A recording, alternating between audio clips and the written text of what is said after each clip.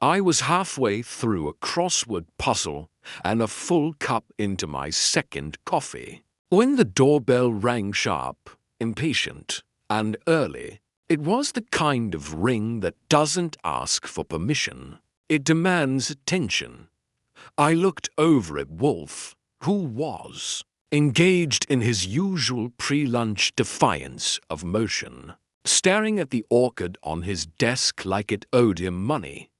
He didn't move, didn't speak, didn't even blink. The orchid kept its secrets, and so did Wolfe. I went to the door, because that's what I do: answer doors, chase down leads, and make the occasional wise crack when the air gets too thick. The man standing on our stoop wore his anxiety like a tailored coat, neat, expensive, and clearly uncomfortable, early 40s, trim to polished for comfort. His eyes flicked past me like I was the doorman at a hotel lobby. His hand held a small box, frosted, ribboned, unmistakably from Lamandine, the overpriced French patisserie around the corner. "I need to speak to Mr. Wolfe." "It's urgent," he said, offering the box like a tribute. "Most things are," I replied. "But Mr. Wolfe doesn't respond to pastry-based emergencies before lunch." "This isn't about pastry," he said, stepping in uninvited. It was about pastry. Once in the office, he introduced himself as Giles Harrowby, a name I had vaguely heard murmured around restaurant columns and culinary award banquets. He was the executive director of the New York Gourmand Association, a title that sounded made up even before you considered his shoes cost more than my rent. He opened the box, revealing a single chocolate mousse, glossy, precise, and disturbingly symmetrical. "This," he said solemnly, "has ruined my life." Wolfe glanced up with the same mild interest he reserves for rare fungi or vintage Burgundy. "I find that unlikely," he said. Harrowby straightened, rattled. 2 days ago, this mousse was served at a private tasting to determine the winner of the association's annual Excellence Prize. Only 5 individuals had access to the kitchen. Now, the recipe has been leaked. The winner is in disgrace, and I'm being accused of sabotage." Wolfe sighed, loudly. "Sabotage by Mousse?" "Yes." Harrowby snapped. "You see, the mousse is identical to one featured in Delis, a European culinary journal printed last year. Word has gotten out. Accusations are flying. The chef, Émile Roussel, is threatening legal action. I've been placed on administrative leave. This mousse," he jabbed a finger toward the box, "has become a weapon." I watched Wolfe's eyes flick to the mousse, not with interest in justice, but in technique. He sniffed from a distance, like a man considering a high-risk business venture. "I need someone discreet to find out who stole the recipe, who leaked it, and why it was done to frame me."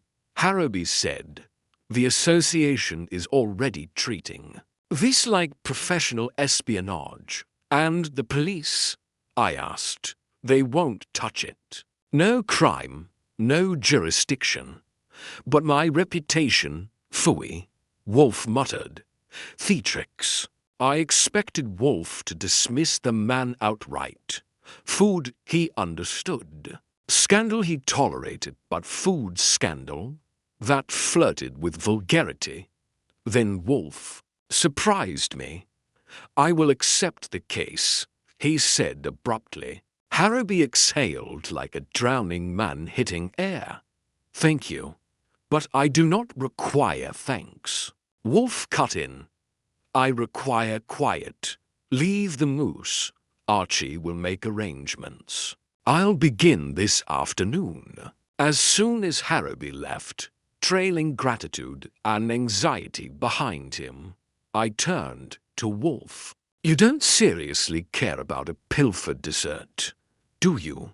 Wolfe picked up the Mousse, tilting it under the light.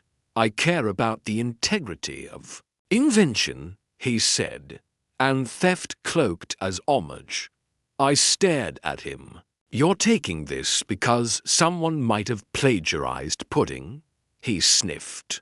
There is no pudding in Mousse, and that was that. Nero Wolfe had accepted a case involving a sabotaged dessert, which meant I was about to spend my day talking to chefs, ego-fluffed culinary judges, and perhaps, if I was lucky, someone who'd killed for chocolate. I tossed my crossword aside. Some mornings you just don't finish 26 across. The first place I headed was the kitchen. Though not ours, Fritz doesn't tolerate visitors during prep. I was off to the silver-trimmed domain of Lamandine, where the Mousse in question had allegedly been birthed, bastardized, or both. Wolfe stayed behind, naturally, possibly to interrogate the dessert from a chair. He'd made one request before I left. Bring back a sample of Chef Emile Roussel's pistachio pralini. If it was on offer, apparently, sabotage went down easier with a nutty finish. Lamandine was polished, uptight, and quieter than a bishop's study. The woman at the counter gave me a practiced smile that suggested she could spot a detective from 50 paces. I gave her a business card and said the magic words, "Hear about the Mousse." That got me a seat in the back, where the air was warmer and the aroma of burnt sugar hung like gossip. Chef Emile Roussel entered like a man walking onto a battlefield, shoulders squared, jaw locked, apron spotless. He was in his late 50s, French in accent and temperament, and clearly not the type to accept coincidence as a culinary philosophy. She has been violated, he said before I could sit. My Mousse, my technique, my heart. You always name your desserts, chef? I asked. He stared at me. I don't name them. I live them. Double quotes charming. I gave him the gist. Wolfe had taken the case, and we needed to know who had access to the kitchen during the tasting event. He didn't hesitate. 5 people, myself, Harrowby, a pastry intern Juliet Rains, 1 judge, Tobias Vance, and the association's admin, Leland Mott. I scribbled the names. How do you know it was one of them? Because no one else touched the Mousse. I prepared it alone. I set it in the cooling cabinet. Someone removed a portion. It was not enough to be noticed, but enough to be copied. That insult in Delis is identical. You didn't share the recipe? Never. It's in my head. No notes. I've been developing it for 6 years. The balance of the Gannic, the whip perfected. He looked ready to duel with a spatula. So I shifted tracks. What about this Juliet, the intern?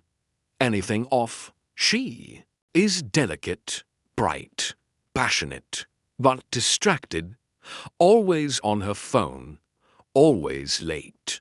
I had to fire her the next morning. That's convenient. It was necessary. She let the couverture burn. That is a crime in Paris.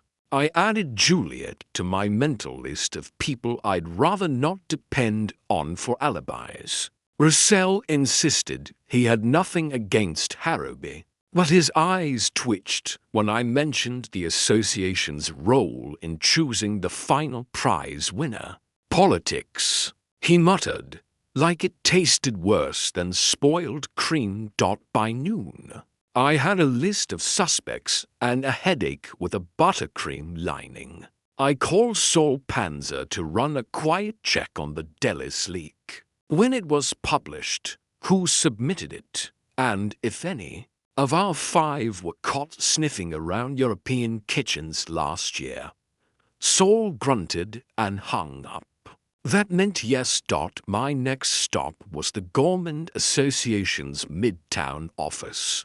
A space decorated like a food blogger's fantasy shelves lined with cookbooks no one had read, and trophies shaped like forks. Leland Mott, the admin, met me in a pinstripe suit so stiff it might have been glazed. I didn't leak anything, he said before I asked. Good to know. What do you do here exactly? I coordinate events, manage judging logistics, ensure confidentiality protocols, and handle social media. Everything runs through me. And the Mousse debacle? I was in the kitchen, yes, but only to document the judging for our newsletter. I didn't taste a thing, but you posted about it. Photos only, nothing sensitive. It's my job. How's your relationship with Harrowby? He blinked. Professional, sometimes strained. He's been distracted lately. Distracted. Howard Mott glanced at the door. Look, Giles is respected, but he's been under pressure. Fundraising's tight. There were rumors he planned to sell recipes privately to international chefs for donor perks. That raised a frosting-covered eyebrow. Might explain why someone wanted him out. Mott added with a shrug when I stepped back outside. The wind had picked up. I bought a paper, checked the Delis archives on my phone, and stared at the Mousse entry. The publication date, 2 days before the association event, which meant either someone submitted the recipe early as bait or this wasn't sabotage, it was misdirection. I returned to the brownstone around 5. Wolfe didn't look up when I walked in. The mousse had been sampled. The box was gone. Well, he asked. 5 suspects, Chef Emile, Juliet the intern, Leland Mott, Tobias Vance, and Harrowby himself. Everyone touched the event. Everyone had motive, either ego, opportunity, or revenge. And the recipe, published overseas before the event, either leaked by someone playing a long game or meant to frame someone. Wolfe sat back, eyes closed, fingers steepled. The real question is not who made the mousse, he said. It is who wanted it made, and why. That was Wolfe, always skipping ahead while the rest of us were still wiping chocolate from our fingers. The next morning began with Fritz banging around the kitchen, like the spirits of offended chefs had possessed his copper pans. Wolfe, of course, hadn't moved a muscle since last night. He was still in his chair, in his robe, eyes half closed as if meditating on the crimes of pastry. I had already called Saul and left a message for Lon Cohen at the Gazette. I wanted to know if the Delis piece was reprinted anywhere stateside, or cited in any foodie blogs before the event. In a case like this, the timeline mattered more than the mousse. If the sabotage had been baked into the schedule, someone had planned this far in advance. That meant they weren't just after embarrassment, they were after removal. Someone wanted Harrowby gone, and they'd used chocolate to do it. I headed out again, this time to chase down Juliet Rains, the fired intern with her head in the clouds and her fingers apparently in the Gunnock. Her address came from the association's event registration form. One of the perks of Wolfe's influence was that people handed over documents. Before I even had to mention subpoenas, I found Juliet in a walk-up in the East Village, wearing yoga pants and an apron that read "Bake Me Crazy." Her phone was in her hand. Her left eyebrow was twitching, and her kitchen smelled like strawberries and existential dread. "You were at the tasting event?" I asked. She nodded quickly. "I prepped ingredients, cleaned counters, ran errands. Chef Emile barely let me look at the mousse, let alone touch it. He said he fired you the next day." She crossed her arms. "Yeah, well, that's Chef Emile. He runs hot. I was late. I messed up one batch of couverture, and he acted like I defiled his ancestors. Did you know the mousse recipe was leaked?" "I do now," she said, a little too fast, "but I didn't leak it. I wouldn't even know how to write that recipe down. It's all in French terms I don't get." He used to mumble while mixing, like a food monk or something. I looked around. Her kitchen wasn't fancy, but it was clean and active. Dozens of mini tarts sat cooling on racks, and there was a piping bag dripping nearby. Freelance work. I cater small events, birthdays, baby showers. It's not glamorous, but it pays. Ever submit anything to Delis? That caught her off guard. "What?" "No, I'm not even published on Pinterest." Her tone rang mostly true, but it had that thin edge of panic that people get when the stakes rise faster than the facts.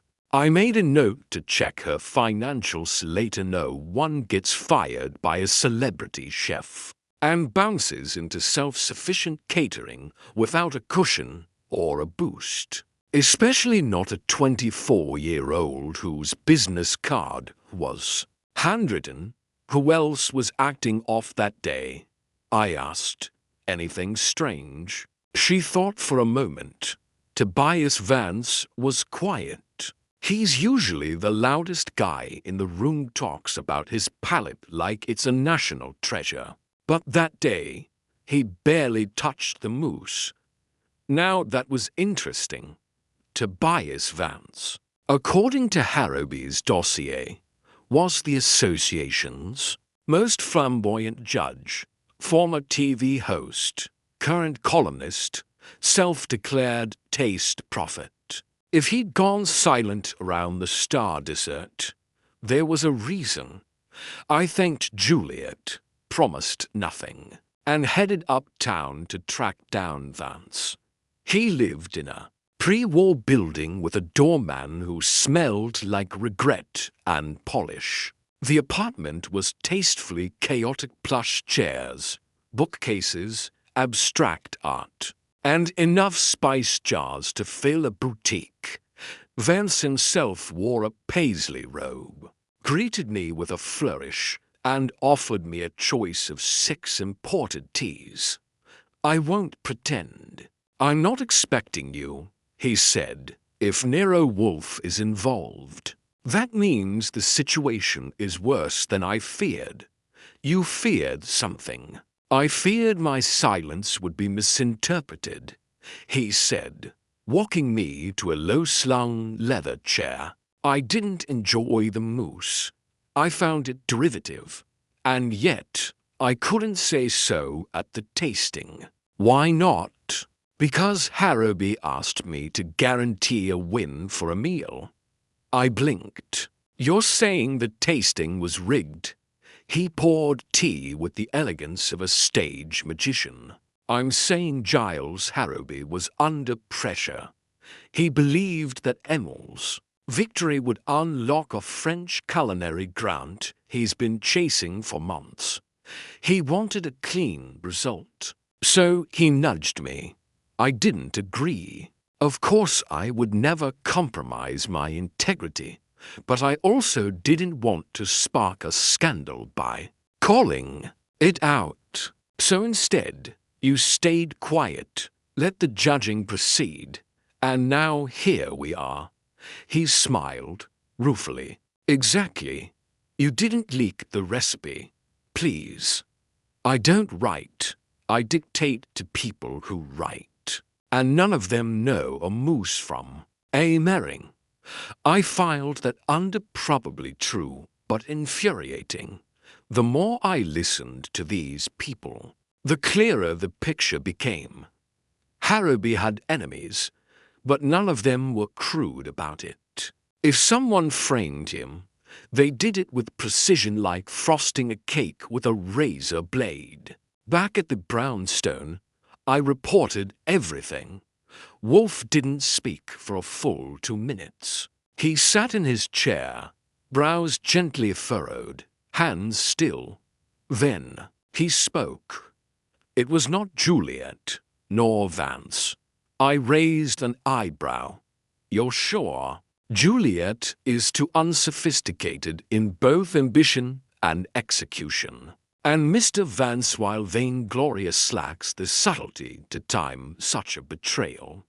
Then who? Wolfe exhaled through his nose. Like a philosopher tolerating idiots, someone orchestrated this to collapse a structure, not sabotage a dessert. Consider, Harrowby is removed, the association's leadership fractures, and Emile is disgraced. The question is, who benefits from that chaos?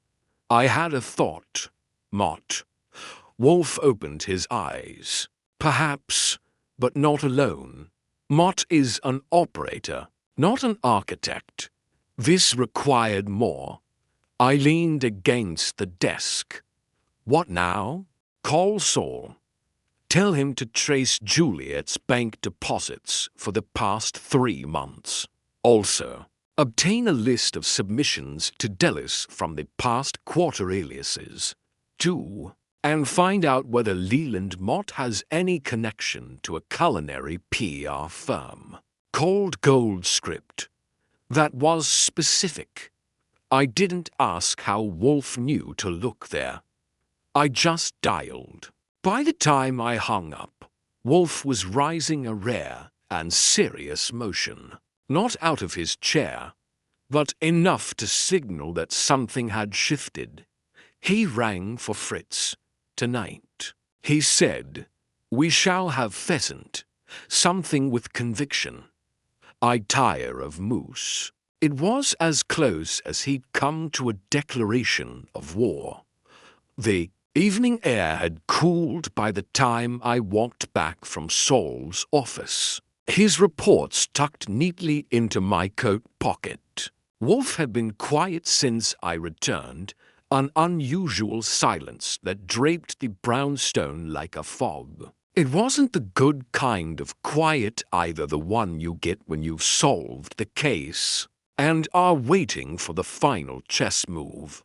No, this was the kind of quiet that makes the walls feel like they're closing in on you. Wolfe was staring at the clock tick, tick, tick until I couldn't stand it anymore.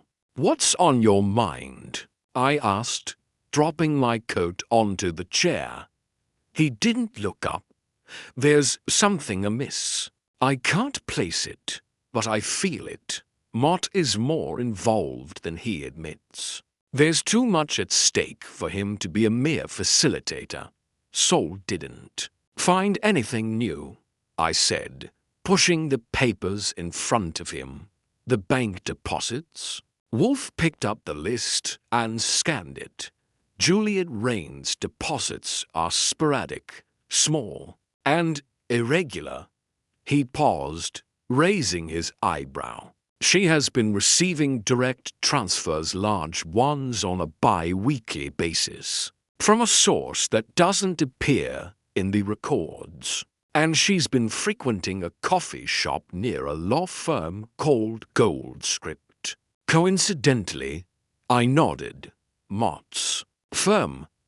Wolfe didn't confirm, but I could tell he'd already connected the dots. He stood up and slowly moved over to his chair, placing his hands on the armrests. It was his thinking pose. He wasn't just sitting. He was deep in thought. I flipped through the papers myself. What about Goldscript? Why would Mott's PR firm be involved? Wolfe hesitated. Then his fingers gently brushed the papers aside. Because it's not just a PR firm. Goldscript is also a consultancy for high-profile culinary ventures, like the one Harrowby was chasing. The French grant, the sponsorships, the recognition, all of it. Mott has been more than a figurehead. He's been playing both sides. I paced across the room, my mind spinning. Are you suggesting Mott's been setting up Harrowby for a fall, using Goldscript as his shadow? I'm suggesting, Wolfe said, his voice barely above a murmur, that Mott knew the recipe leak would ruin Harrowby and Roussel, but it would leave him with the perfect opportunity to control the narrative, take over the association, and possibly replace Harrowby with someone more pliable. I stopped dead in my tracks. You think Mott's been behind the whole thing? I'm not certain, Wolfe replied, his voice tinged with his usual calm certainty. But we need to look deeper into Mott's connections, specifically his relationship with the judges at the tasting event. They are the key.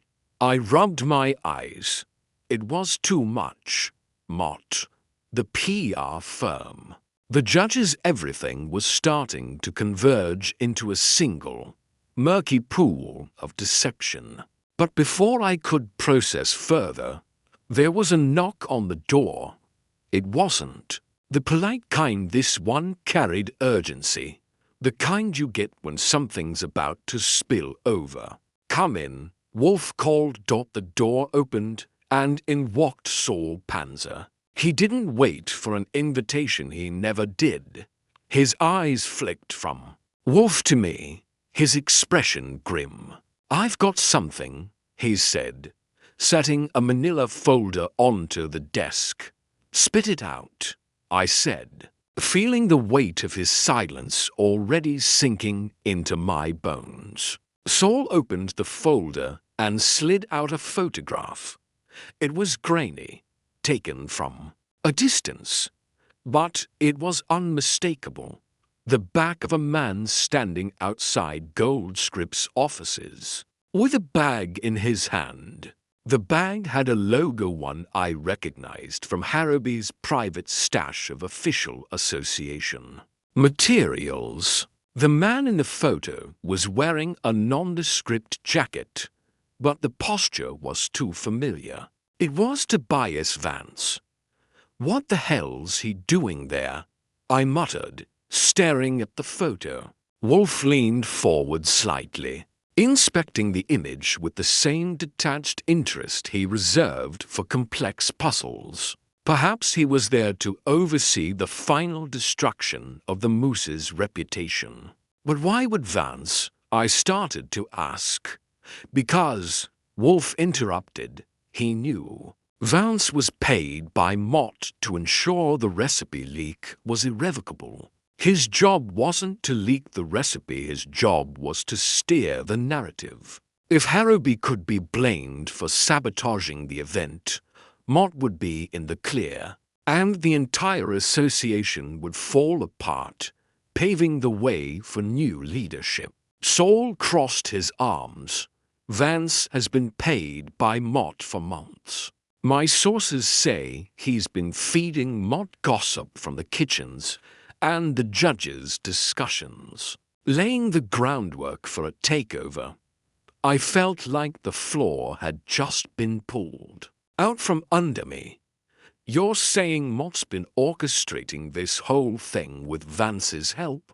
It's been a gradual burn, Saul replied. Start small. Seed doubt. Create mistrust. It's psychological warfare with food as the weapon. Wolfe raised his chin. Exactly. This wasn't just about sabotaging the Mousse, it was about dismantling trust. The Mousse was simply a vehicle.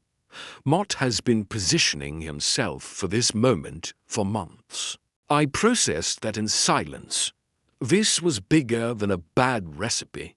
This was about power, control. The world of culinary politics was no different from any other manipulation, money, and influence.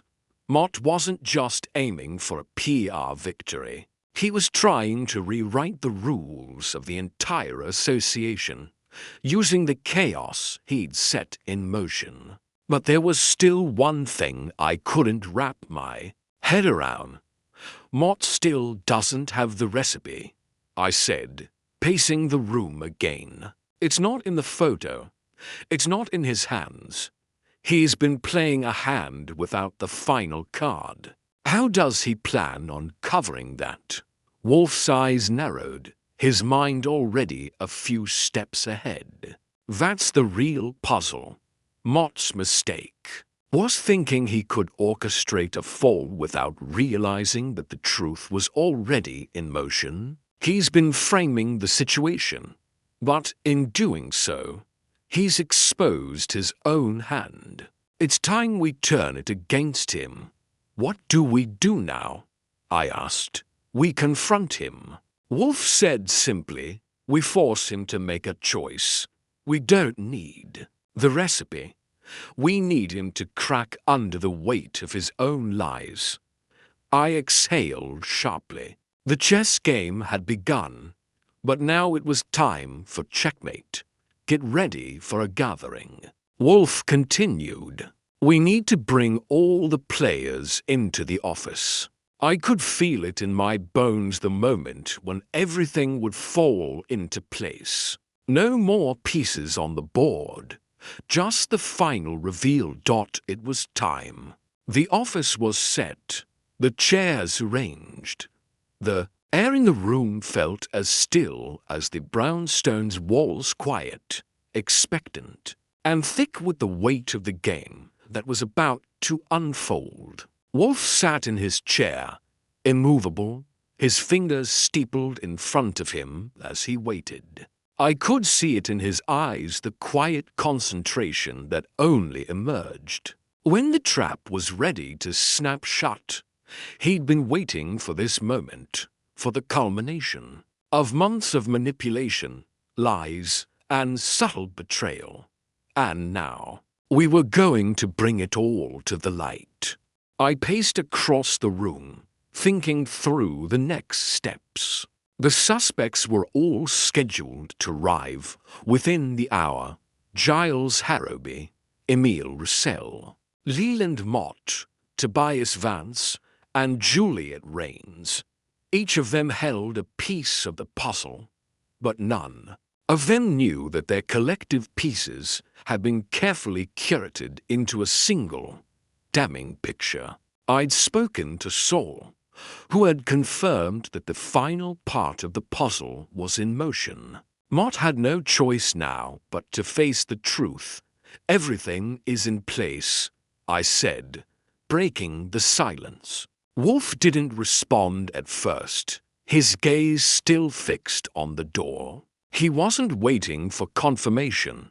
He was waiting for the moment when he would be able to deliver the final, inevitable judgment. His mind was already working, constructing a psychological cage for the suspects to walk into. And when they did, they wouldn't know what hit them. The first to arrive was Juliet Rains, her face pale and drawn, as if she knew the weight of the storm that was about to hit. She stepped into the office, looking around nervously, her eyes flicking toward Wolfe's unyielding figure. I motioned for her to sit. She barely said a word as she settled into the chair. It was clear she wasn't prepared for what was coming. Her usual nervous energy was replaced by a quiet resignation. She knew she was in too deep. But what she didn't know was just how deep. Next came Emile Roussel. His usual air of self-assurance somewhat subdued. He entered the room with a quick glance at Wolfe, but he didn't dare speak until invited. The chef was a man of pride, but the cracks were showing his reputation had already taken a hit, and the rest of the pieces were falling into place. Then came Mott, striding into the room with his usual swagger. Though there was a nervous edge to his step, his tie was too tight, his hair too neat. He knew he was walking into a trap. His eyes flicked to Wolfe, who didn't acknowledge him, and he took a seat, his fingers tapping nervously on the armrest. Tobias Vance entered last, his usual theatrical flair dimmed by the seriousness of the situation. He looked around, his eyes darting from face to face, as if searching for an escape. He knew something was off, but he didn't know exactly what. Wolfe had a way of making you feel like the walls were closing in, and Vance could feel it.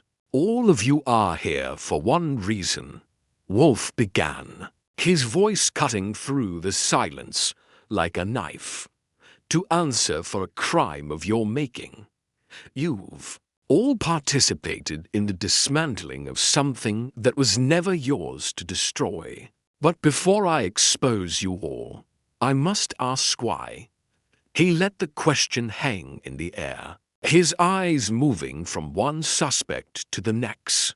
There was no rush. There didn't need to be. They were all in the trap now, and they all knew it. Harrowby was the first to respond, his voice shaky but defiant. "I did what I had to do. The association needed leadership, and Roussel's Mousse was the way to get it. This mess wasn't my fault." Wolfe's gaze didn't falter. "Your ambition led you here, Giles. You thought you could control the narrative, but in doing so, you let others take control of you. You were always a pawn, and you let yourself be manipulated." Harrowby's face reddened, but he didn't argue. He knew Wolfe was right. He'd been the one who'd set the stage, but he hadn't been the one pulling the strings. That honor went to someone else. Roussel's eyes darted around the room, a mixture of anger and disbelief on his face. "I never wanted this. I was just trying to create something beautiful, something unique. And now this." Wolfe's eyes never left him. "You were too proud, Emile. Your arrogance clouded your judgment. You thought your reputation would protect you, but it made you vulnerable. Someone saw that weakness, and they used it." Roussel clenched his fists, but Wolfe's words had struck home. The chef's reputation had been the very thing that had made him a target. Someone had known exactly how to break him. Mott shifted in his seat, his eyes darting around as he tried to gauge the situation. "This is absurd," he said, his voice slightly tremulous. "I had nothing to do with any of this. I've been nothing but professional." Wolfe's lips curled into a faint smile. "You, Leland, are the one who put all the pieces together. You didn't just stand by and watch. You orchestrated this entire affair. You saw an opportunity to climb the ladder, and you seized it. But you didn't count on one thing." "What's that?" Mott sneered. "That I would see through your game." Wolfe replied coolly. You thought you could hide behind your PR firm, your influence. But you underestimated the one thing you can't control: truth. Vance shifted uncomfortably, finally speaking up. You're wrong. This was never about me. I didn't know anything about the recipe leak. I didn't want any part of this mess. Wolfe's gaze locked onto Vance.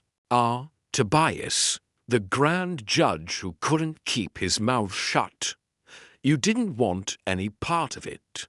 But you played your part, didn't you? You were Mott's little pawn, making sure the right narrative got out. You sold yourself for a paycheck and your own ego. Vance's face turned white. He had been caught, and there was no way out now. The truth was out there, in the open, and he couldn't escape it. Finally, Wolfe turned to Juliet. And you, Juliet, you were the weakest link, but you were also the most valuable. You didn't have the strength to act alone, but you were easily manipulated. Someone knew they could use you as a pawn in their game. Juliet's eyes were wide with fear. I didn't want any of this. I just wanted to do something meaningful. I didn't think it would go this far. Wolfe's eyes softened. Just a fraction. You were a tool, Juliet. But that doesn't mean you didn't get burned. You're not the architect here, but you are part of the wreckage. The room was silent. Each person was caught in their own thoughts, their own guilt. But Wolfe wasn't finished yet. He leaned forward, his eyes hard and cold. You all thought you could manipulate the system, he said, his voice low and steady. You thought you could tear down what you couldn't control. But in the end, it's not the recipe that matters. It's the cost of what you've done. You've betrayed each other, your principles, and your own integrity. There was a long pause, and then Wolfe stood up, signaling that the interrogation was over. I don't need to say more. The truth has been laid bare. Each of you must decide what to do with it. The room was heavy with the weight of Wolfe's words. The game had ended. The suspects had been exposed, and now the consequences would unfold. As Wolfe turned toward the door, he added one final remark. Now, I will have my dinner. We'll discuss this later, and I trust, for your sakes, you will make the right decisions. As the suspects left the room, I stood next to Wolfe, watching them go. The case was over. The truth had been revealed. But one thing was certain. Wolfe's game had been played and he had won. The brownstone was eerily quiet after the suspects had left. Their footsteps still echoed in my mind. But the tension that had filled the room moments ago had already begun to dissipate. Wolfe, however, remained unchanged. His mind was always 2 or 3 steps ahead, calculating the next move in the game for him. The case was never over until every detail was tied up, every loose thread cut cleanly. I leaned against the wall, watching him. He was seated once again in his chair, staring out the window with that look, the one he wore when he was lost in thought, as if the answer to the mystery was swirling just out of reach. For a moment, I let the silence stretch, feeling the weight of the case lift as the final pieces fell into place. Then Wolfe spoke. It was always about control, he said, his voice low and thoughtful. Mott wanted control of the association, but he underestimated the human element. You cannot control people by manipulating them with lies and half-truths. Eventually, the truth will surface, no matter how carefully it's hidden. I nodded, knowing exactly what he meant. It had all come down to one simple fact. Mott thought he could pull the strings from the shadows, but he had miscalculated the consequences. His plan had been to tear down the existing order, using the Mousse recipe as his weapon. But in doing so, he had exposed himself and his collaborators. In the end, the truth had been far more damning than any betrayal could have been. Wolfe turned to face me, his expression as inscrutable as ever. The others will scatter. Harrowby will likely distance himself from the entire affair, as will Roussel. Juliet will fade back into obscurity, and Vance will write another column about his extraordinary palate, pretending as though nothing happened, except that they'll all be watching their backs for a long time, I said. Wolfe's lips curled into a faint smile. Indeed. But the real question is not what happens to them. It's what happens to Mott. He is the one who orchestrated this entire affair, and yet he is the one most vulnerable. I raised an eyebrow. You're not suggesting— I'm not suggesting anything, Wolfe interrupted. I'm stating a fact. Mott's ambition has made him a target, but his manipulations have made him a liability. He cannot afford to let this case go unnoticed. The question now is whether he will accept the consequences or try to run from them. I sighed, walking over to the window and staring out at the rain that had begun to fall. The city was a blur of lights and motion, but inside the brownstone everything felt still. The case was over, and yet it wasn't. The aftermath was always the hardest part. The quiet period where everything hung in the balance, waiting for the final reckoning.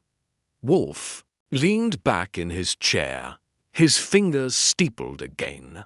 We will have to deal with Mott ourselves, he said. But for now, I believe it is time to eat. I turned to him, surprised by the sudden shift. Eat. Yes, Wolfe said, his tone not leaving room for argument. Dinner. We have waited long enough. I had to smile at that. Only Wolfe could wrap up a case with such quiet finality, and then move seamlessly into his next obsession food. But, of course, that was the way it worked for him. The solving of the mystery was just the prelude.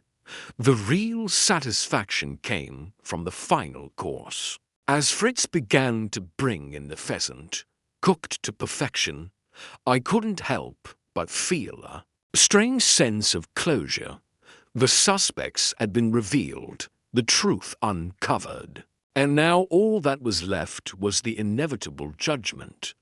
I was sure Mott was already sweating, wondering how long it would take before the hammer fell. But for now, all I could do was sit back and enjoy the peace that had settled over the brownstone. Fritz served the pheasant with his usual flair, the rich aroma filling the room. Wolfe didn't waste time.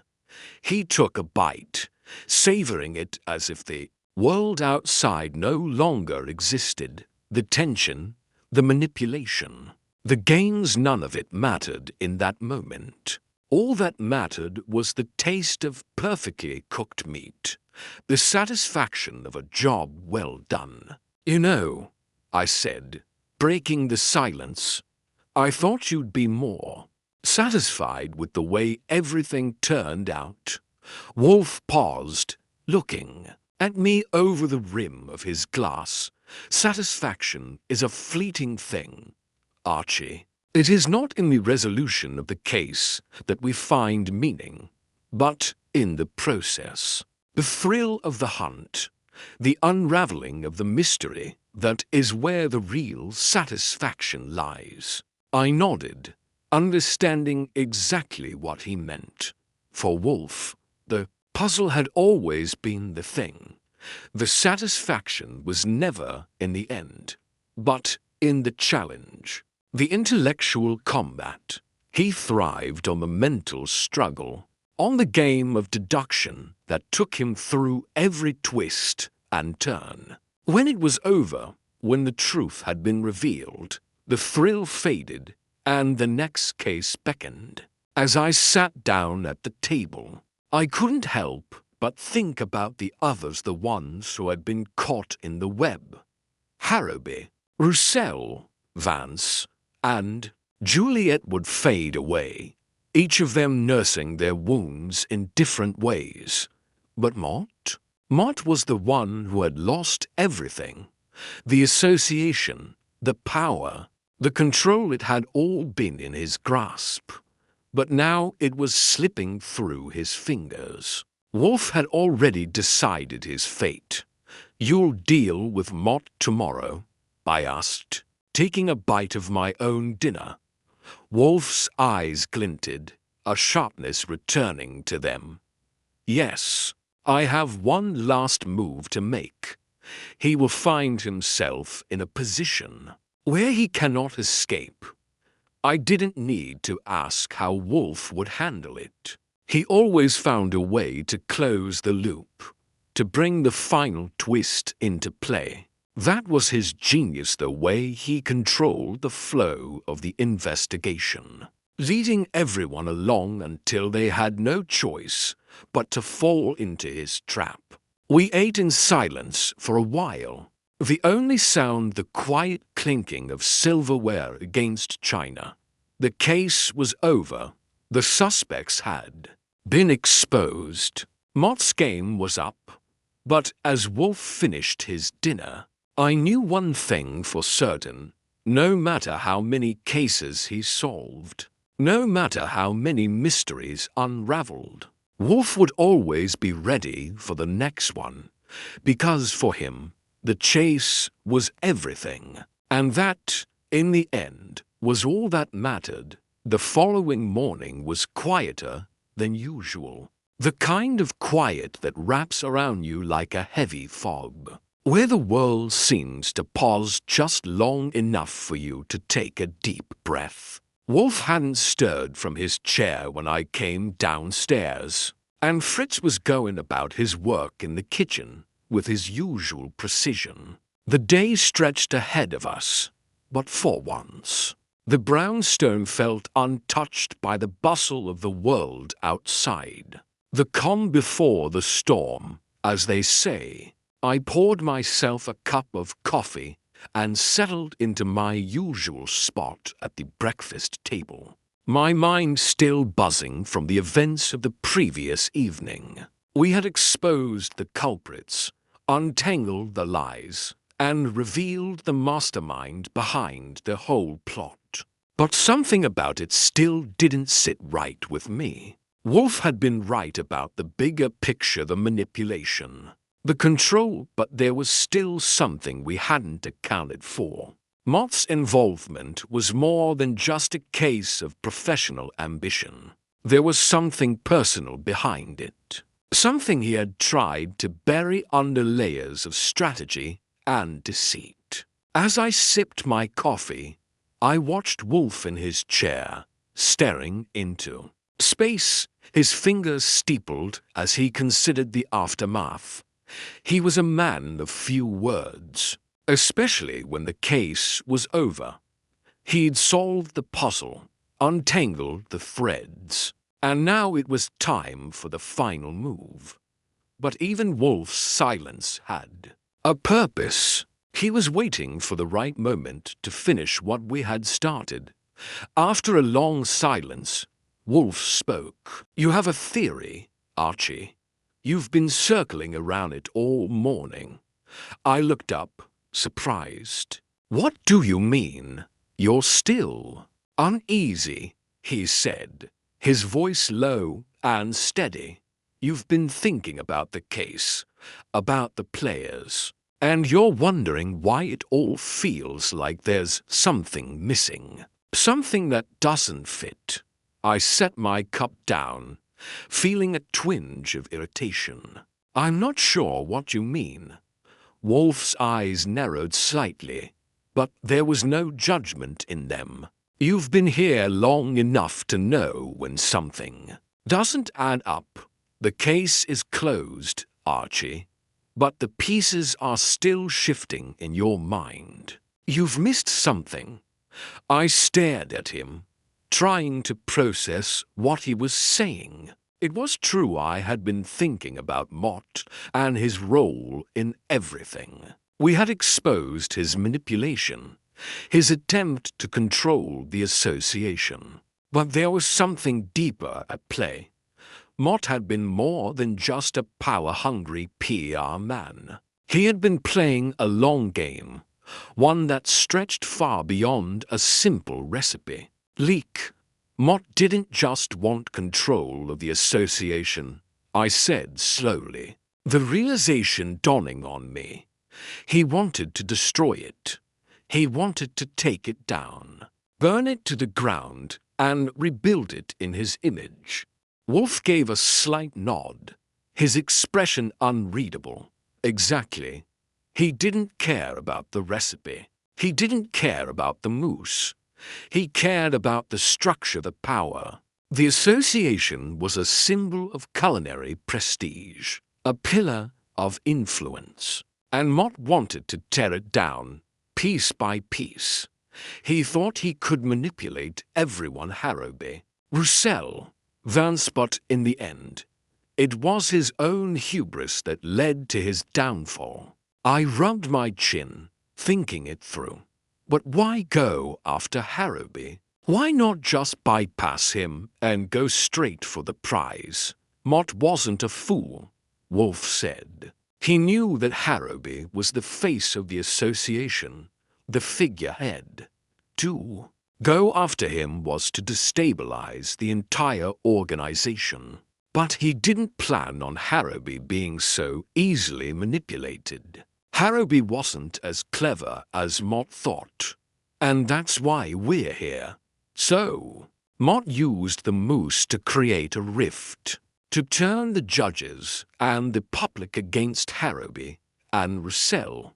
Precisely, Wolfe said, but in doing so, he underestimated the one thing he couldn't control, the truth. Lies can only hold for so long before they begin to unravel. And when they do, they expose everything. I sat back in my chair, feeling a strange mix of satisfaction and frustration. Wolfe was right, of course. The whole case had been about control of the narrative, control of the power structure. Mott had tried to manipulate everyone around him, but in the end, he had played himself into a corner. Do you think Mott will try to run? I asked. Wolfe's lips twitched, but his expression remained impassive. Mott is many things, Archie, but he's not a coward. He will fight to the last, but he will fight in the shadows, not in the open. He knows the game is up, but he will make sure that no one knows the full extent of his involvement. He'll leave just enough doubt in the minds of those who matter, just enough ambiguity to make people question what really happened. I leaned forward, my curiosity piqued. So, what now? Wolfe's gaze shifted to the window, as if contemplating the long game. Now, we deal with Mott. We force him to make a choice. We give him the opportunity to expose himself or to walk away, defeated. I thought about the people involved: Harrowby, Roussel, Vance, and Juliet. They had all played their parts, knowingly or unknowingly, in Mott's scheme.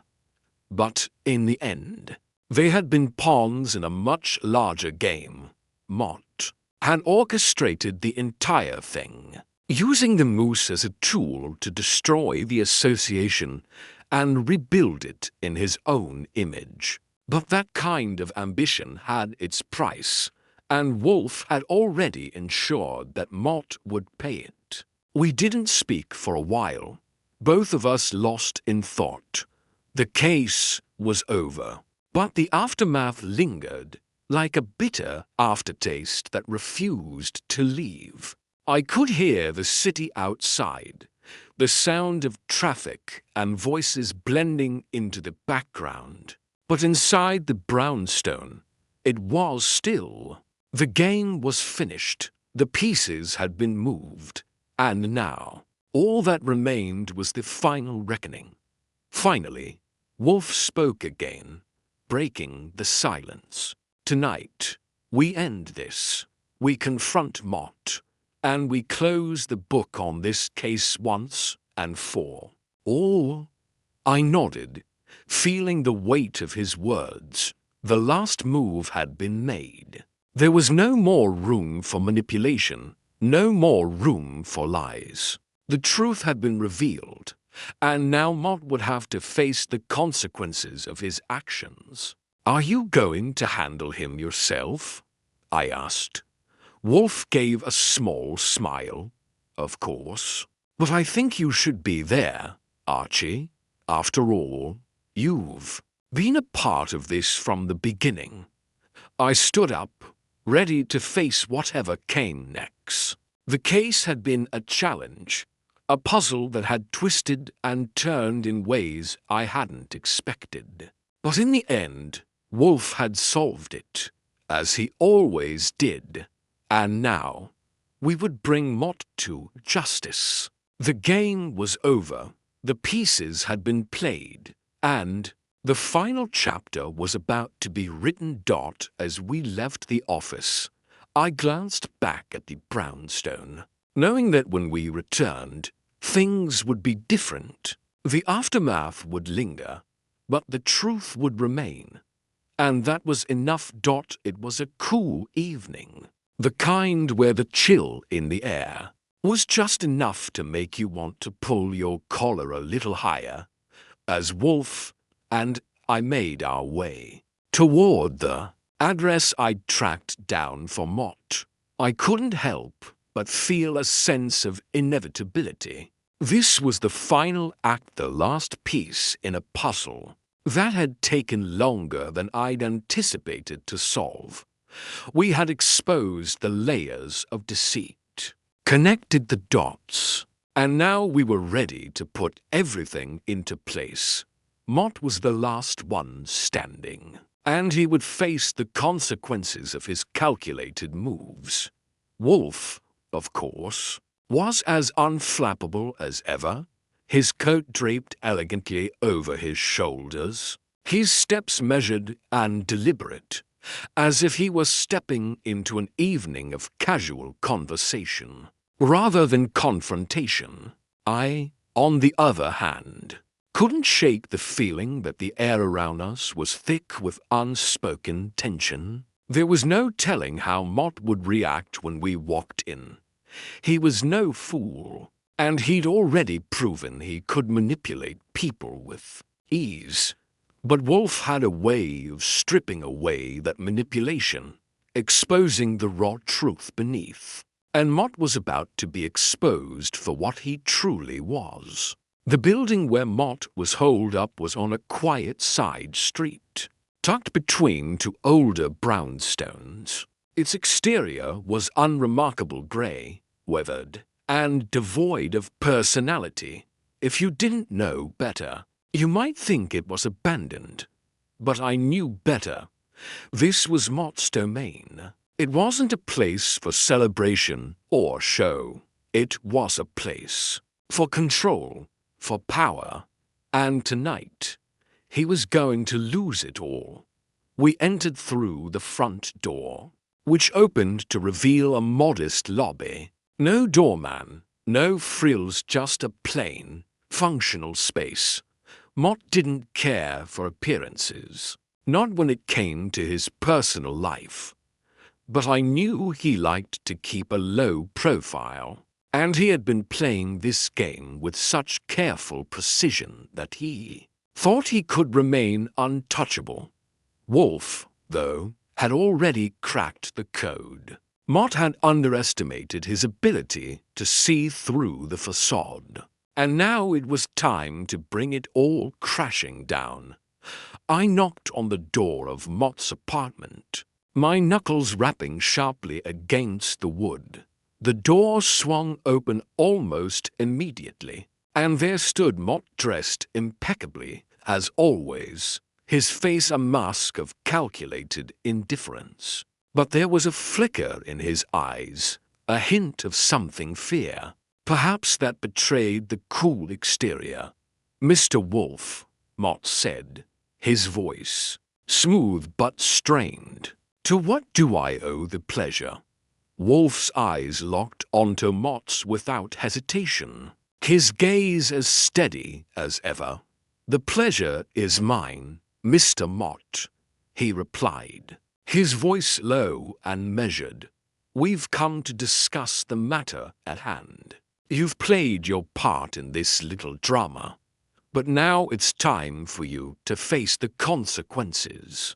Mott's jaw tightened, and for a moment, he looked as though he might slam the door in our faces. But he didn't. He stepped back, allowing us inside, his movements quick but controlled. I could tell that, despite his bravado, he was rattled, and rightfully so. His entire plan had been unraveled, and now he was cornered. The apartment was tastefully decorated, but nothing excessive. A few modern pieces of art on the walls, a low coffee table, and a comfortable-looking chair where Mott likely spent most of his time thinking and planning. It was the kind of space that screamed efficiency, but lacked warmth. Nothing about it suggested that Mott had ever truly felt at home here. "Please sit," Mott said, motioning toward the chairs. "I'm sure you didn't come all this way just to stand." Wolfe didn't move immediately. He stood for a moment, his eyes scanning the room as if taking in every detail. Then, with a slight nod, he sat down. I followed suit, and we both made ourselves comfortable, if that's what you could call it, in the presence of a man who had orchestrated so much deception. "You know why we're here, Mott," I said, breaking the silence. "We know what you've been up to. The recipe leak, the manipulation, the lies. You've played this game long enough. But now it's time for you to face the truth." Mott's expression didn't change, but his hands trembled slightly as he rested them on his knees. He wasn't the calm, confident man I had seen before. Now, he was something else, a man who knew his fate was sealed. "I don't know what you think you know," Mott said, his voice wavering slightly. "But whatever it is, it's not what you think. I've been nothing but professional in all of this. Harrowby was a fool, Roussel too proud, and Vance well. Vance is always a liability. I did what needed to be done to ensure the future of the association. You don't understand what's at stake." Wolfe's eyes never wavered. "I understand perfectly, Mott. What's at stake is not the association, it's your ego, your thirst for control. You've used people as pawns in your little game, but now the game is over. You've lost." Mott's lips curled into a tight smile, but there was no humor in it. "You think I've lost, Wolfe? You think you've outsmarted me? You've only exposed the truth, and now you'll see that the truth doesn't matter. The game is bigger than you. It always has been. Wolfe didn't respond immediately. He simply sat back, his fingers steepled in front of him as he considered Mott. There was a long silence between them, one that stretched and grew thicker by the second. Mott's eyes darted around the room, looking for an escape. But there was nowhere left to run. The trap had been set, and now he was caught in it. "You may be right about one thing, Mott," Wolfe said finally. "The game is bigger than me, but not in the way you think. You've played your cards, but in doing so, you've left a trail of destruction behind you. And now, you will have to pay for it." Mott's face darkened. "You think I'm afraid of you?" "No," Wolfe replied. "But you should be afraid of the truth. And the truth is, you've lost everything. The association will crumble. The people you've manipulated will turn on you. And when all is said and done, you'll be left with nothing but your own arrogance." The words hung in the air, heavy and final. Mott opened his mouth as if to argue, but no sound came out. He realized, in that moment, that the game had been lost. He had gambled everything, and now it was time to face the consequences.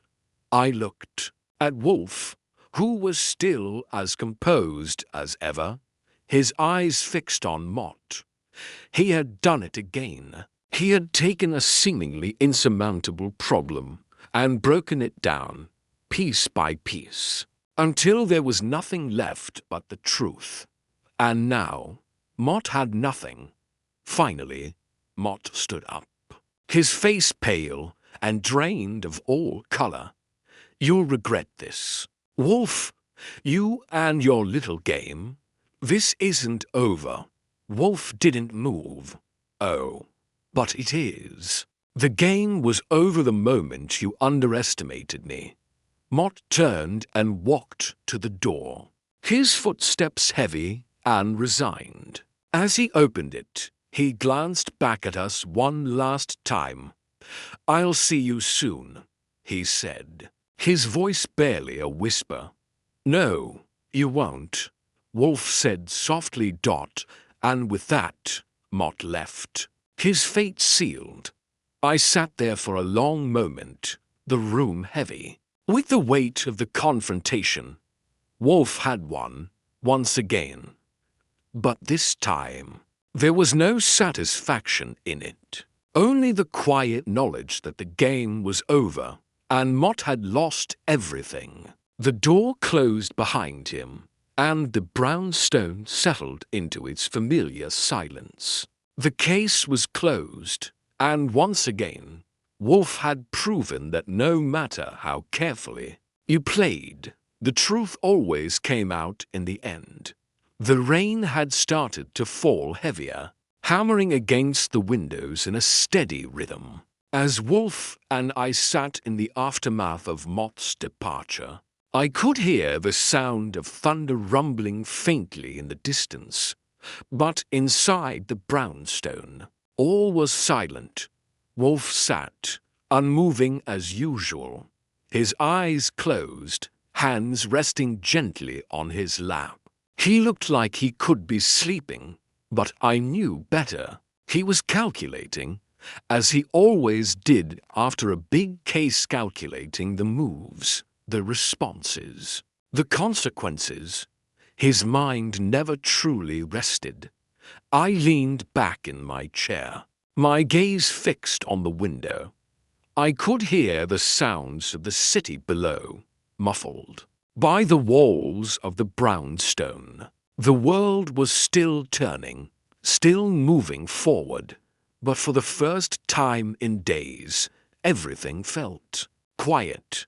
The tension had been stripped away, the battle fought and won, and yet I couldn't shake the feeling that something was still lingering in the air. The case had been solved, The guilty had been exposed, but the weight of it all still hung heavily between us. Wolfe's voice broke the silence. "It's over now, Archie." I turned to look at him, surprised at the way his tone seemed to carry a quiet finality. For a moment, I wondered if he was referring to more than just Mott's departure. Perhaps he was referring to the entire game, the investigation, the manipulation.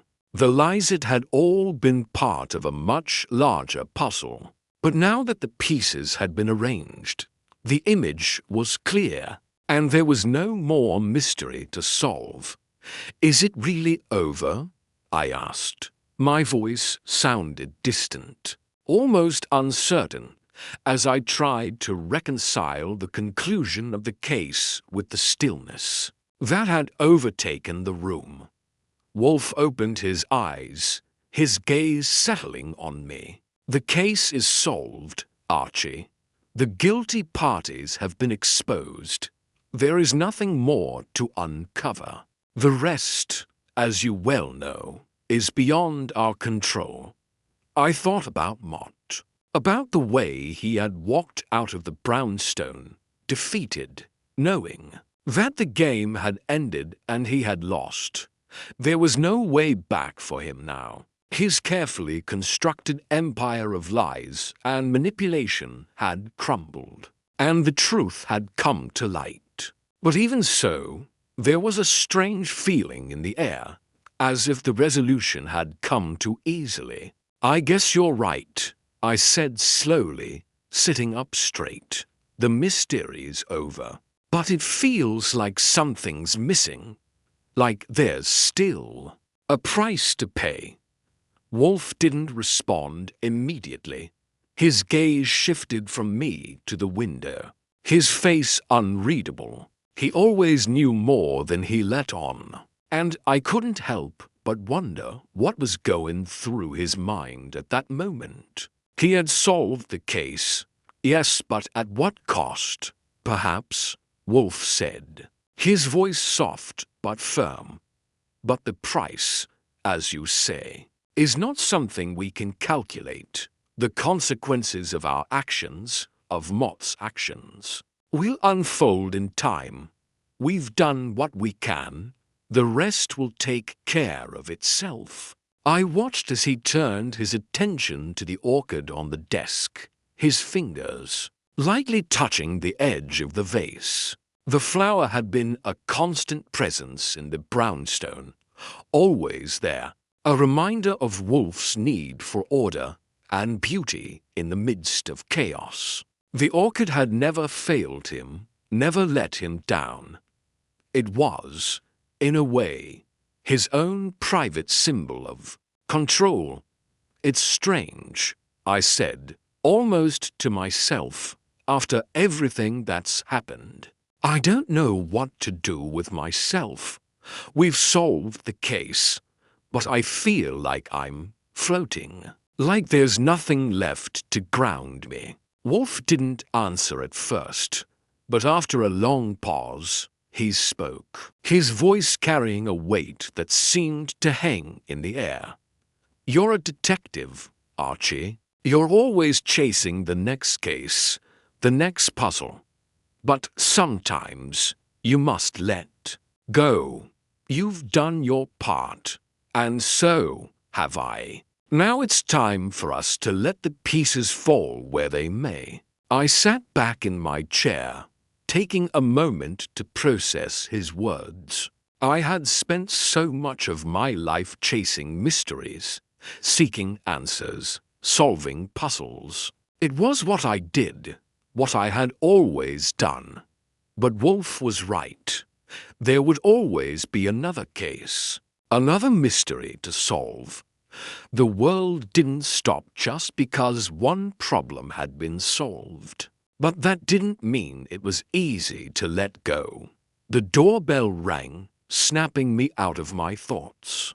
I looked over at Wolfe, who gave me a slight nod. He didn't need to say anything. I got up from my seat and made my way to the door. wondering who could be coming at this hour. It was late, after all, and most people knew better than to knock on the door of the brownstone once the evening had set in. I opened the door to find Sol Panzer standing on the other side, his usual gruff demeanor replaced by something more serious. His expression was tight, his brow furrowed in a way that told me something was off. "Sol?" I asked, stepping aside to let him in. "What's going on?" He stepped inside, glancing over his shoulder as if to make sure no one was following him. "I've got something you need to see," he said, his voice low and urgent. Wolfe's eyes flicked over to Sol, a spark of interest igniting in them. "What is it, Sol?" Panzer handed me a manila envelope, and I could feel the weight of it even before I opened it. Inside, I found several photographs, grainy but unmistakable. They were taken from a distance, but they clearly showed Mott meeting with someone in a dark alley. A man in a dark coat, face obscured by a hat, was standing across from Mott, speaking. In low tones, there was no mistake the photographs were fresh, taken in the last few hours. I glanced at Sol. "Who is that?" "That's the problem," Sol said, his voice barely a whisper. "The man in the photos, he's not just anyone. That's Maxwell Stone. He's a major player in the international culinary world, a man with connections to some very dangerous people." Mott wasn't just manipulating the association. He was working with Stone. And now we've got evidence of their dealings. I felt the blood drain from my face. Wolfe didn't speak for a moment, but when he did, his voice was sharp, commanding. So Mott wasn't working alone. This was bigger than we thought. Much bigger, Sol confirmed. Mott's ties to Stone go deeper than just business. There's money laundering, corporate espionage, things we didn't even know about. The recipe leak was just the tip of the iceberg. Mott had bigger plans. And Stone, well, Stone is not a man you cross. I looked over at Wolfe, who had risen from his chair. His face was unreadable, but his eyes were sharp. "It seems we were mistaken to believe this case was finished," he said, his voice steady. "There are deeper layers here, Archie, much deeper, and we have just uncovered the first." I felt a coldness settle over me as I realized the truth of Wolfe's words. The game wasn't over, not by a long shot. Mott had played us all, had played the entire association while hiding his true motives. And now, with the arrival of Maxwell Stone, the stakes were higher than I had ever imagined. Wolfe turned to me, his eyes narrowing with purpose. "We've solved one mystery, Archie, but now we have another." I nodded slowly, feeling the weight of it sink in. The truth had come too late. There was always more to uncover, always another twist to the tale. And I knew, with absolute certainty, that this was far from the end. The truth had been revealed, but the game was far from over. The photographs Sol had delivered confirmed the worst. Mott hadn't been the mastermind of this whole affair after all. He was a pawn, just like the rest of them, caught up in something far larger, far darker. Maxwell Stone, the man in the photographs, was the true architect of the plot, the one pulling the strings from the shadows. Mott had been manipulated into playing his part, thinking he was in control, but in reality, he had been just as much a victim of the game as the others. But there was more to it. Mott's failure, his loss of control, wasn't just about ambition or power, it was about something deeper. Stone had used Mott to achieve his own ends, but now the stakes had shifted. If Stone was as dangerous as Saul suggested, then the path we had been walking on had just become much more treacherous. We sat in the brownstone, the room heavy with the weight of the new revelation. Wolfe had his usual calm about him, his mind already moving past the shock of the photographs, calculating his next move. But I couldn't shake the feeling that this was the moment when everything changed. The point of no return. Mott's manipulation had been a mere distraction compared to the true depth of the conspiracy we were now tangled in.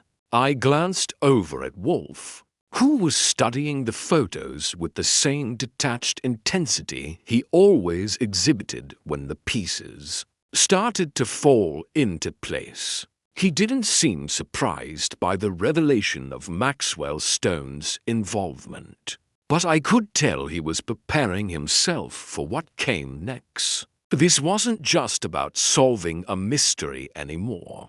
It was about taking down a criminal enterprise. We need to find Stone, I said, breaking the silence that had settled in the room. And we need to do it quickly. If Mott was only the middleman, Stone's probably already in the wind. He'll be long gone before we even get a chance to figure out where to look. Wolfe didn't look up from the photographs. Stone is not like Mott. He's not concerned with leaving a trail. He's too careful, too precise. But he will be arrogant. Arrogance is a mistake even the most careful criminal makes. We will find him, Archie. He has left a trail, one that's just faint enough for us to follow. I felt a surge of determination as I looked at the photographs again. There had to be something, some clue, some mistake that would lead us to Stone. Mott may have been the face of the operation, but Stone was the brains behind it, and I knew Wolfe would find him. He always did. We need to dig into Stone's connections, Wolfe continued, still not looking up. Mott's network of influence was limited, but Stone's is global. He doesn't rely on flashy appearances or public dealings. He operates from the shadows, through proxies, intermediaries. We'll start with his known associates.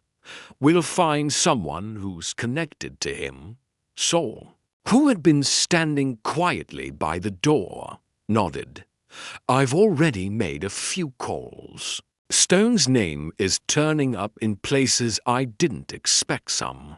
Old acquaintances of his have been linked to arms dealing and international smuggling. I don't have all the details yet, but I'm working on it. Wolfe nodded slightly. Good. But we don't have the luxury of waiting for Saul's calls. We need to move faster than that. Mott's failure has left a power vacuum, and Stone will be making his next move soon. We need to be there first. I could feel the weight of the case settling deeper on my shoulders. We were no longer dealing with petty criminals or power-hungry executives. We were up against someone with far more reach, far more resources, and a much colder sense of strategy. This wasn't just a matter of exposing a few lies. This was about dismantling a network of criminal operations that spanned continents. Wolfe stood up, pushing his chair back with his usual deliberate movement. He walked over to the window, staring out into the rain-soaked streets below. For a moment, I thought he was lost in thought, but then he spoke, his voice cutting through the silence. We'll confront Stone head-on, he said, his tone sharp with resolve.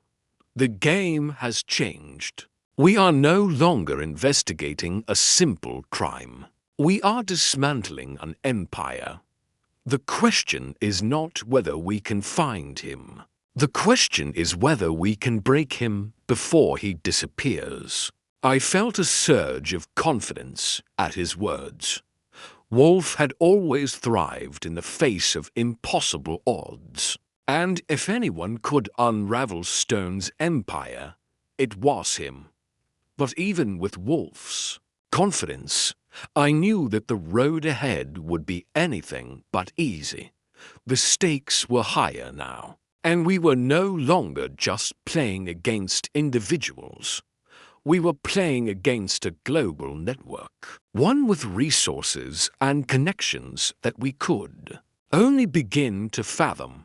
"We start with Mott," Wolfe continued. "He may be a pawn in Stone's game, but he is still a valuable piece. We will use him to find the next link in the chain. Saul will continue to dig into his associates, but Mott will lead us to Stone. He doesn't have a choice in the matter." I stood up, ready to follow Wolfe's plan to the letter. The case was no longer about solving a mystery. It was about bringing down a criminal syndicate, about finding Stone before he could cover his tracks completely. And if Wolfe was right, and he usually was, Mott's failure would be our greatest advantage. The doorbell rang again, interrupting the silence once more. I turned to Wolfe, who didn't even flinch at the interruption. He simply gave me a nod, signaling that I should answer it. I made my way to the door and opened it to reveal Mott. Looking like he had just stepped off a long flight, his face was pale, his eyes wide with panic. He had returned, and he was more desperate than ever. "I made a mistake," Mott said, his voice shaking. "I thought I could control this. I thought I could make it all go away. But I was wrong. Stone is too powerful. He'll have me killed if he finds out what I've done. I need your help. You have to stop him, please." I looked back at Wolfe, who had already risen from his chair. His expression was unreadable, but I could see the gears turning in his mind. Mott had come to us for one reason: he was out of options. And now, he was offering us a key to Stone's operation, whether he realized it or not. "You've already done enough, Mott," Wolfe said, his voice cold but precise. "But now, you will do one more thing. You will lead us to Stone.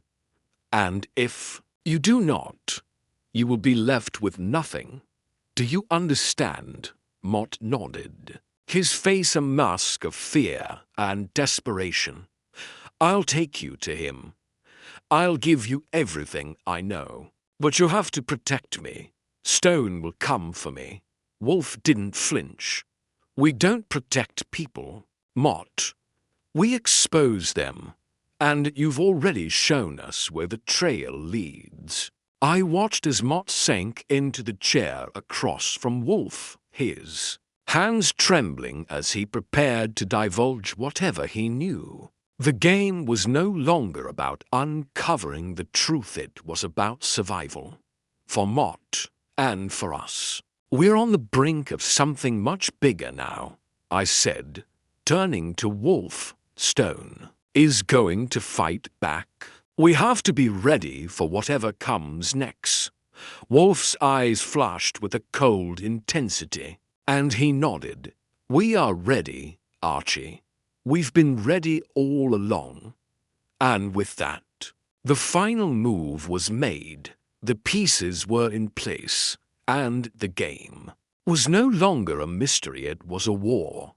The rain outside had grown heavier, beating against the windows with the persistence of a ticking clock. The storm matched the mood inside the brownstone dark, relentless and on the verge of breaking. We were at the edge of something bigger than we had anticipated, and the last piece of the puzzle was within our reach. But there was still a sense of unease in the air, the kind that comes just before the final confrontation. Wolfe had already anticipated the danger we faced, but I could feel the weight of it settling on my shoulders as well. Mott sat across from Wolfe, still pale and shaking, his eyes darting nervously round the room. He had spilled the truth stone was far more dangerous than we had imagined. The man wasn't just a powerful figure in the culinary world. He was an expert manipulator, a strategist who used people as pawns to achieve his goals. He'd operated in the shadows, carefully constructing his empire, using Mott as a stepping stone, all the while thinking he could control everything. But now, Mott was no longer useful to him.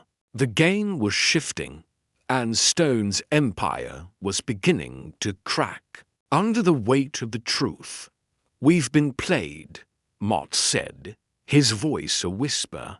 I didn't realize what I was getting into. Stone promised me power, control. He made it seem like we were partners, but I was just a tool that's been thrown away. I watched as Wolfe's gaze never wavered.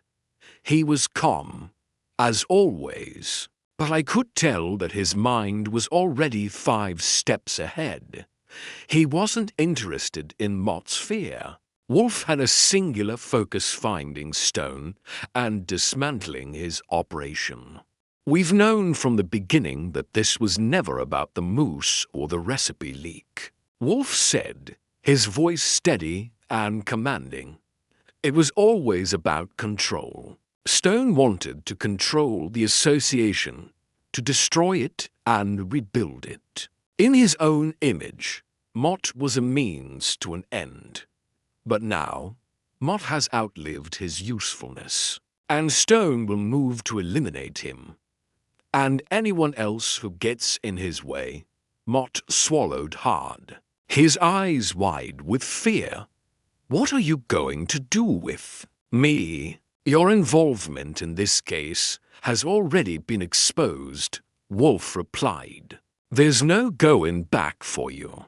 You will either help us take down Stone, or you will face the consequences of your actions. There is no middle ground. Mott nodded frantically, his hands wringing together. I'll do whatever it takes. Just tell me what to do. Wolfe turned to me, his gaze intense. We need to move quickly. Saul has already traced Stone's movements, and we've narrowed down his location. It's time to confront him, and this time we will not make the same mistake. We will not underestimate him. I could see the resolve in Wolfe's eyes. He wasn't just going after a criminal. He was going after the heart of a system, a network that had been built on lies, manipulation, and power. Stone's empire had to come down, and we were the ones who were going to bring it crashing down. But there was a cost to this kind of battle. There always was. We'll need to act fast, I said, my voice steady despite the rising tension. Stone's not going to wait around for us to catch up. He'll make his move as soon as he realizes we're onto him. Wolfe nodded. Indeed. We will move tonight. Mott, you will guide us. You know more about Stone's operations than anyone else. You will lead us to him. But remember this, you are no longer a part of the game. You are a witness, and nothing more. Mott's face fell. I understand. I could see the fear in his eyes, but I didn't have time for sympathy. We were walking into the lion's den, and the only thing that mattered was bringing Stone down. The plan was set. Wolfe would lead the charge, and I would back him up, keeping our movements precise and calculated. Saul had already confirmed the location: an old warehouse on the outskirts of the city, hidden away behind layers of decoys and dead ends. Stone had been using the place as a staging ground for his operations, and tonight it would be the site of his downfall. We left the brownstone as the rain continued to pour. The city streets slick and wet underfoot. The night was alive with the hum of traffic, but everything felt muted, as though the world was holding its breath, waiting for the final confrontation to unfold. I could feel the weight of it on my chest, the anticipation building as we approached the warehouse. Every step felt heavier, the air thick with the tension of what was to come. The warehouse loomed ahead, its dark silhouette cutting through the night. It was a fortress designed to keep the world out. But Wolfe had a way of getting past walls, both literal and metaphorical. We slipped through the shadows, avoiding the guards and surveillance, moving with the precision of a well-oiled machine.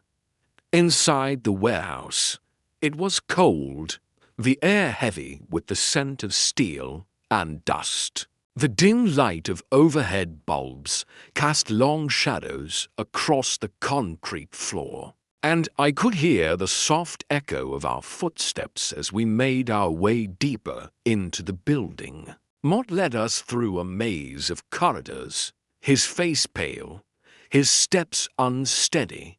"You're sure he's here?" Wolfe asked, his voice cutting through the stillness. "Yes," Mott replied, his voice barely above a whisper. "I've seen him here before. He'll be in the back room." We approached the back of the warehouse, where the sound of voices grew louder. I could hear the faint murmur of conversation, but I couldn't make out the words. We had arrived. The moment of truth had come. Wolfe raised his hand, signaling for us to stop. He motioned for Mott to lead the way, and we followed him into the dimly lit room. The air was thick with tension, and as we stepped inside, I saw him, Maxwell Stone. He was sitting at a desk, his back to us, as though he were waiting for the inevitable. He was tall, with sharp features and a cold, calculating expression. His eyes glinted in the low light, and when he turned to face us, I saw the smug confidence that had carried him through so many games. "You've come at last," he said, his voice smooth, almost amused. "I knew you would. I've been waiting." Wolfe didn't flinch. "You've been playing a dangerous game, Stone." "But the game is over," Stone smiled. But there was no warmth in it. "You think you've won. You think exposing Mott changes anything. You're mistaken, Wolfe. This is bigger than you. Bigger than any of you." Wolfe didn't move. He stood there, unflinching, his gaze steady. "It's over, Stone. Your empire is crumbling. It's only a matter of time before you lose everything. But I'll make sure you don't walk away from this." Stone's smile faltered, just for a second. But it was enough. "You think you can stop me?" He spat. "You've already lost. This is just the end of the beginning." But Wolfe wasn't intimidated. He took a step forward, his eyes narrowing. "No, Stone. It's the end of you." In that moment, I saw it, the final crack in Stone's facade. He was no longer the confident, untouchable figure he had once been. His game had been exposed, and he knew it. There was nowhere left to hide. And just like that, the game was over. The authorities arrived soon after, led by Saul, who had been in contact with the police the entire time. Stone was arrested without resistance, his empire of deceit crumbling around him. Mott was taken into custody as well, but it was clear that his involvement had been one of desperation, not malicious intent. The case had been solved, the mastermind had been exposed, and for the first time in a long while, Wolfe sat back in his chair, his expression unreadable but content. The pieces had fallen into place, and justice had been served. I stood in the doorway, watching as the police took Stone away in handcuffs. I turned to Wolfe, who had already returned to his chair, his eyes closed once more. "Is it finally over?" I asked. Wolfe opened his eyes and gave a small, almost imperceptible smile. "It is over, Archie, but don't think for a moment that the game has truly ended. There will always be another mystery, another challenge, and we will be ready for it." I nodded, knowing that Wolfe was right. The game would never truly end. But for now, we could rest. The mystery had been solved, and the final card had been played. The city felt different in the wake of the arrest. The constant hum of traffic, the murmurs of people moving through their daily lives. It all seemed so inconsequential. The storm had passed. Maxwell Stone was behind bars.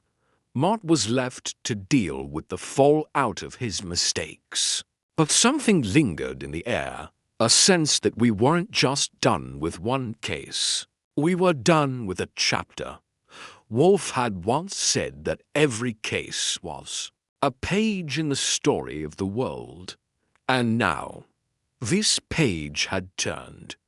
We were back in the brownstone, sitting in the quiet that followed the storm. The police had done their part.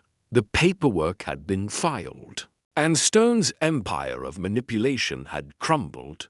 There was nothing more to do, nothing left to uncover. Yet, despite the resolution, there was still an unsettled feeling in the pit of my stomach. The aftermath was always the hardest part. We had won, yes, but at what cost? Wolfe sat in his chair, the one place in the world where he was at peace. His fingers steepled in front of him. His orchid, as usual, sat on the desk beside him, as though it had been waiting for this moment of quiet. The faintest traces of a smile tugged at the corners of his lips. But there was no celebration. For Wolfe, the thrill of the hunt had always been the point. Once the case was solved, the satisfaction was fleeting. I poured myself a drink and sat down across from him, the familiar routine of our post-case silence settling over us. Wolfe didn't need to say anything, and I didn't feel the need to break the stillness. I had learned that silence, after all, was often the most honest response. It allowed you to reflect, to truly process what had happened. "So," I said, finally breaking the quiet, "what happens now?" Wolfe raised an eyebrow, his gaze shifting from his fingers to me. Now we wait. Wait for what? For the inevitable." Wolfe replied, "For the next case, the next challenge. It's never over, Archie. There is always another game. And while we have won this one, we both know that it is never the last." I leaned back in my chair, considering his words. Wolfe was right, of course. The mystery, the puzzle, it was a cycle. We solved one case, but there was always another waiting, just beyond the horizon. There was no end to it. The world kept turning, the mysteries kept coming, and we would be there, as always, ready to face them. I took a sip of my drink. The cool liquid a welcome contrast to the tension that had built up during the case. The shadows had receded for now, but I knew they would return, and I would be ready. We both would. But for now, I said, setting the glass down on the table, we've won. Stone is behind bars. Mott is left to pick up the pieces. The association will recover. Wolfe's lips curled slightly. For now, he agreed. But the truth, Archie, is that Mott's actions have already done irreparable damage. The association will recover, but it will never be the same. People like Mott don't just break systems, they leave scars. I nodded, understanding what he meant. Mott had been a symptom of a larger problem, but his actions had exposed the cracks in the foundation of the association. Stone had been the one pulling the strings, but Mott had been the one who'd allowed it to happen. He had been too eager to climb, too desperate for power. In the end, it had all come crashing down, and the fallout would be felt long after the case was closed. The system won't be the same, I said, almost to myself. But it will go on, of course. Wolfe replied, everything goes on. Life moves forward, as it always does. The question is not whether the system will continue, but whether we will learn anything from it. I glanced at him, a little surprised by the philosophical turn his words had taken. Wolfe wasn't exactly known for his reflections on the human condition, but there was something in his tone now that hinted at a deeper understanding. What do you mean? I asked. Wolfe's gaze shifted to the orchid again, his fingers gently brushing its petals. You see, Archie, we live in a world where manipulation, greed, and ambition drive people to do terrible things. We solve mysteries, uncover truths, and bring justice. But we don't change the underlying forces that make these things happen.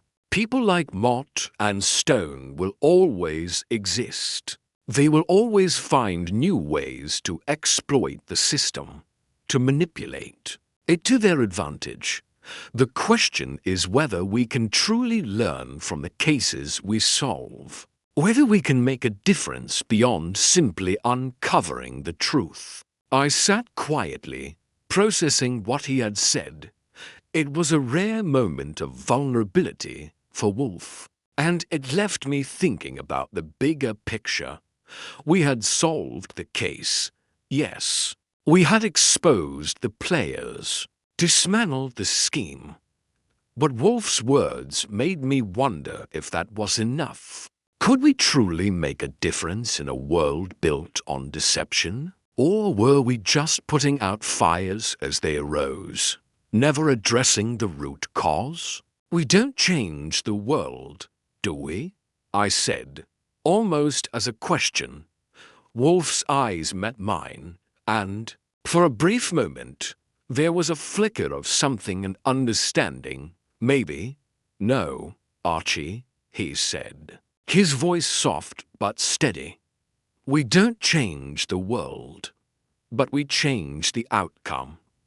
That's enough. I considered his words, letting them settle in my mind. Wolfe was right. We couldn't change the world, but we could change the outcome, even if just for a moment. We could expose the truth, bring the guilty to justice, and give people a chance to make things right. and that, in its own way, was enough. A silence stretched between us again. But this time, it felt different. It wasn't heavy with the weight of unresolved tension or unanswered questions. It was the silence of understanding, of acceptance. We had done what we could, and now the rest was up to the world. I stood up, pushing my chair back. I think I'm going to get some rest. We've got another day ahead of us, don't we? Wolfe didn't respond, but I could see the faintest glimmer of a smile on his face. He knew what I meant. We were always ready for the next case, the next challenge. It was who we were. "Good night, Archie," Wolfe said, his voice steady and calm. I nodded, heading toward the door. As I stepped out of the office and into the hallway, I couldn't help but feel a sense of quiet satisfaction. The case was over. The truth had been exposed, and, for once, I could let go of the weight of the mystery. But as I turned off the light and headed to bed, I knew that this wouldn't be the last time we faced the darkness. There would always be another case, another puzzle to solve. And when it came, Wolfe and I would be ready, as we always were, because in the world we lived in, the game was never truly over. It just kept going. The office was quieter than it had been in days.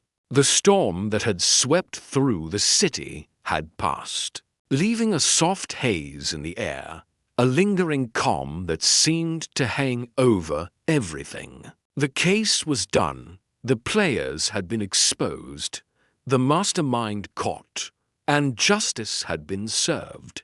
It should have felt like a victory, but something about it still didn't sit right.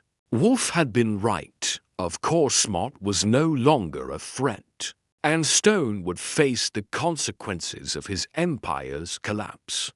But there was a deeper feeling, an unspoken understanding between Wolfe and me, that the resolution, while complete, hadn't quite captured everything. Wolfe sat in his chair, his fingers steepled before him as he surveyed the room. His orchid, as always, sat beside him on the desk. Its petals, though not as vibrant as when it had first bloomed, were still a testament to his quiet, persistent nature. He had seen the puzzle pieces fall into place, and yet there was no triumph in his eyes, only a reflective calm. I stood by the window, watching the city below. The rain had stopped, but the streets were still wet. Glistening under the light of street lamps, people moved, oblivious to the drama that had unfolded in the shadows just hours before.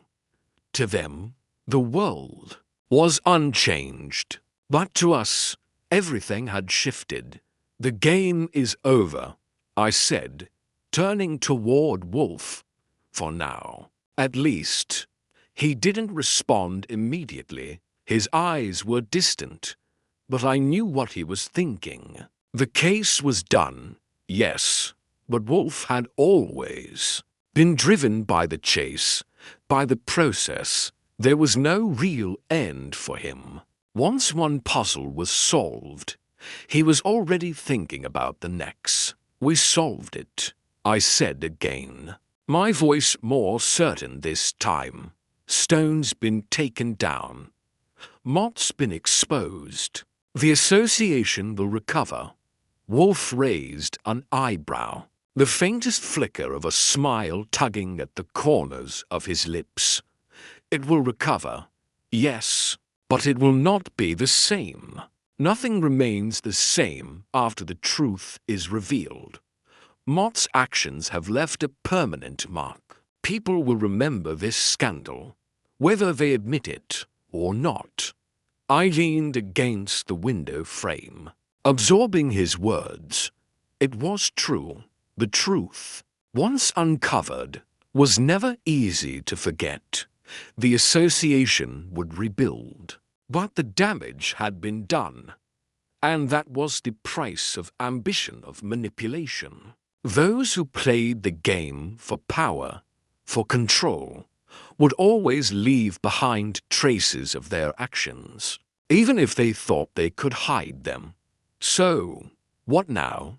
I asked, my voice quieter than before. We just wait for the next case? Wolfe shifted in his chair, his gaze still locked on the orchid. We don't wait, Archie. We observe. We learn. The world doesn't stop because a case has been solved. It continues relentlessly, as it always does, and when the next mystery presents itself, we will be ready. We always are. His words hung in the air, settling between us like an unspoken understanding. Wolfe had never been one for sentimentality. He didn't see the world in terms of victories or losses. He saw it as a series of puzzles, each one more complex than the last. And in the end, all that mattered was the satisfaction of solving them. I couldn't help but smile, the weight of the case finally lifting from my shoulders. I guess we'll see what the next one brings. Then, Wolfe's smile, though small, was more than just a gesture. It was a reminder of the unspoken bond between us, the shared understanding that no matter how many cases we solved, the chase was always the thing. We weren't in it for the accolades, the recognition, or even the satisfaction of bringing the guilty to justice. We were in it for the puzzle, the intellectual challenge, the thrill of uncovering the truth, no matter how elusive it might seem. As I turned to leave the room, I paused, glancing back at Wolfe one last time. He hadn't moved, still staring at the orchid, lost in thought. There was something deeply solitary about the way he worked, a quiet intensity that set him apart from everyone else. But I knew that was part of what made him who he was, the genius, the detective who saw the world through a different lens. He wasn't driven by the same things most people were. He didn't need the recognition, the praise. He just needed the next case, the next challenge. I reached the door, my hand resting on the handle. "You coming?" I asked. Wolfe didn't answer immediately. For a moment, he remained still, his fingers still steepled, his gaze locked on the orchid. But then, finally, he spoke. "Yes, Archie, I'm coming." With that, I opened the door and stepped into the hallway, the familiar sounds of the brownstone greeting me. The world outside was waiting, moving forward, as it always did. But for now, we had solved the case. The game was over, and we had one dot as I made my way to the stairs. I couldn't help but feel a sense of quiet satisfaction. The mystery had been solved. The pieces had fallen into place, and the world would go on, unchanged. But for Wolfe and me, it had been another game, another challenge, another puzzle. And when the next one came, we would be ready.